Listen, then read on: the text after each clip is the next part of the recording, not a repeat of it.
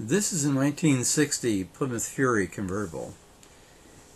It's at the entrance to the car show and auction at Amelia Island in Florida.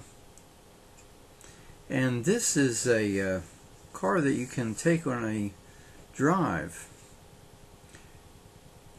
I'm assuming that for a price you can have the use of the car for a given period of time.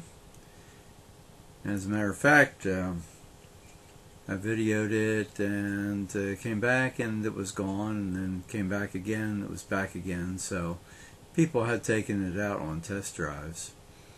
Notice the push buttons for the automatic transmission, the colorful interior,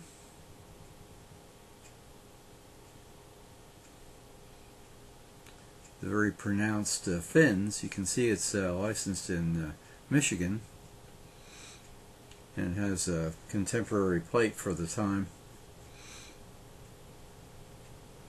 Michigan had very colorful plates back in the day, and they changed them every year. Notice the center armrest there that comes down the front seat. Mirror is mounted on the dash, top of the dash. Very sporty, nice wide white walls and full wheel covers.